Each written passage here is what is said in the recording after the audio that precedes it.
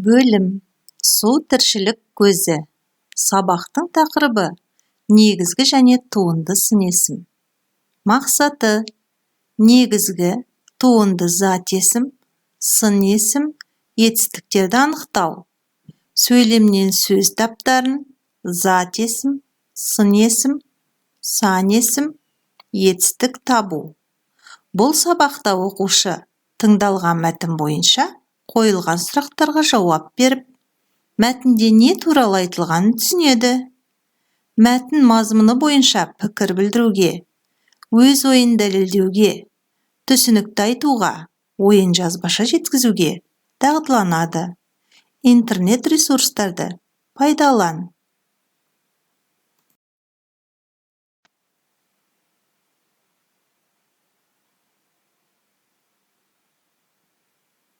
Бүгінгі бөлім тақырыбы су тіршілік көзі. Дәптерлеріңе су жайында өз білетіндеріңді жазып көр. Су әлемдегі ең көп таралған зат. Қызықты мәліметтерді пайдалан. Бүгінгі жаңа тақырыбымыз бойынша бейне үзіндіге назар аударамыз.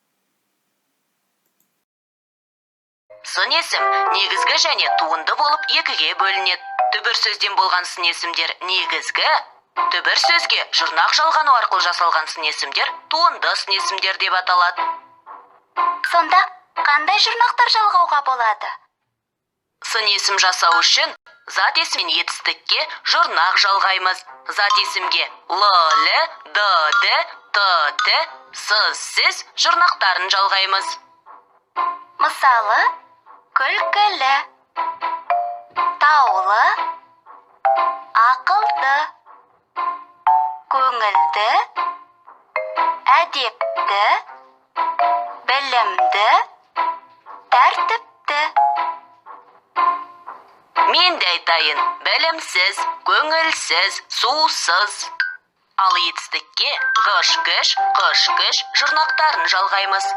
Сөйлегіш, білгіш, байқағыш, тапқыш. Солай ма?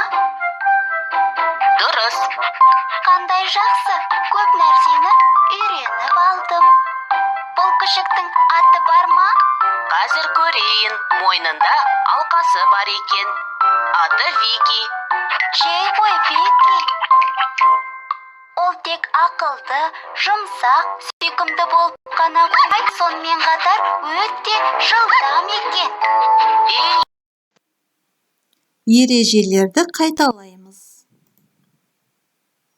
Заттың түрін, түсін, сапасын, көлемін білдіретін сөз табын сын есім дейміз.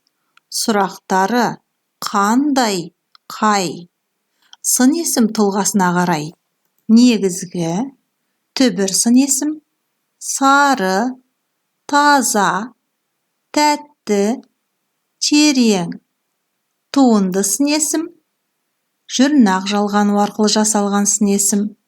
Саналы, таулы, өнерлі. Ережені қайталап аламыз, жаттаймыз. Кестені сыз және толтыр. Негізгі және туынды сын есімді анықта. Мысалы, саналы, туынды сын есім. Сары, негізгі сын есім. Әрі қарай өзің орындап көр.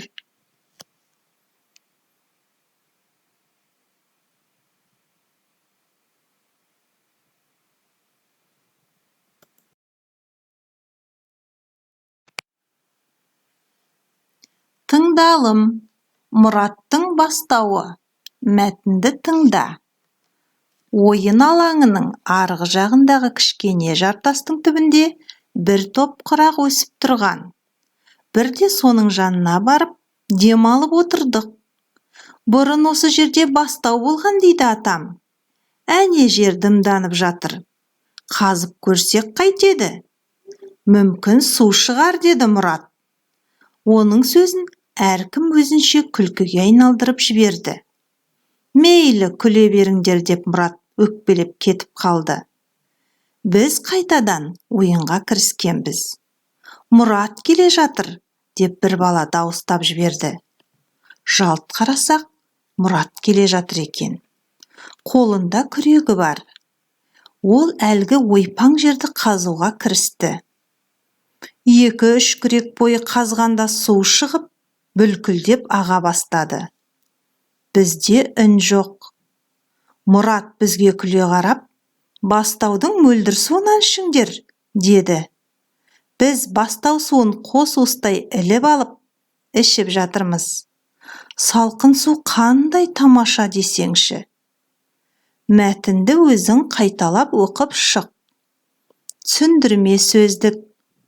Ойпаң, төмен, ойлау, жер.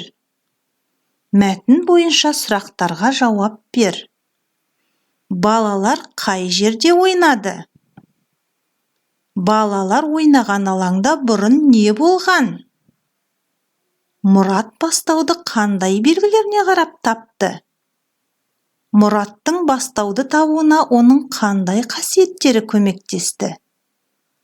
Бұлақ суының адамға қандай пайдасы бар? Мәтіндегі сын есімдерді тап.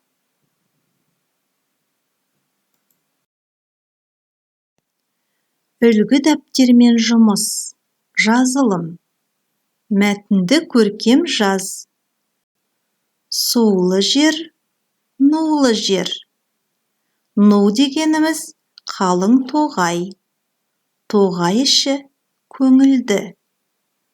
Қарамен жазылған сөздерді сөз құрамына талда. Олар қай сөз табына жататынын анықта. Бұл сын есімдердің құрғақ, қалың деген сын есімдерден өзгешелігі неде деп ойлайсың?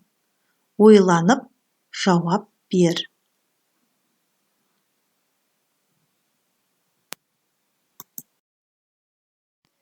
Есіңде сақта. Сын есім негізгі және туынды болып екіге бөлінеді. Түбір сөзден болған сын есім негізгі сын есім. Ал түбір сөзге қосымша жалғану арқылы жасалған сын есімді туынды сын есім дейміз. Жаттап ал. Мысалы, негізгі сын есім қалың, сары. Туынды сын есім өнерлі, саналы.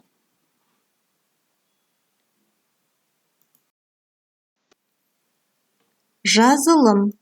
Берілген негізгі және туынды сын есімдерді салыстырып, олардың ұқсастығы мен айырмашылығын тап. Жаңа, көк, әдепті, сүтті, атақты, жүйрік, көктемгі. Мысалы, негізгі сын есім көк. Ары қарай тапсырманы орында. Айтылым. Оқы және не туралы айтылғанын анықта. Оның құлағы, құйрығы және жүні бар. Оның ұзын құлағы, қысқа құйрығы және жылы жүні бар.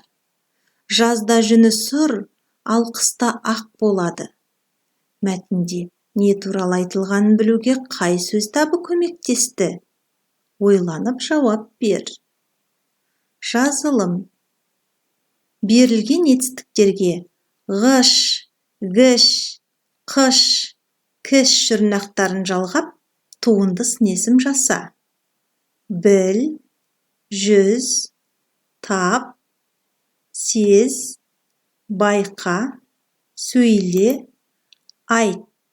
Мысалы, білгіш. Жасаған туынды сын есімдерінің қайсысын қоянды сипаттауға қолданасың? Жауап бер.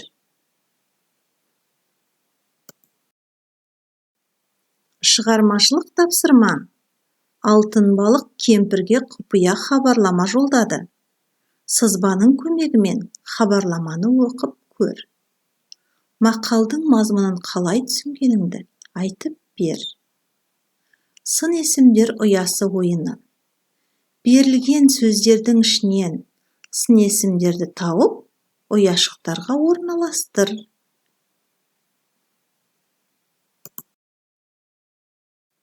Үйге тапсырма. Мақалдардың жалғасын тауып жаз. Өзіңді бағала. Бүгінгі негізгі және туынды сын есімге байланысты тапсырмаларды орындау барысында сен өзіңді қай жерден көріп отырсың? Ойлан.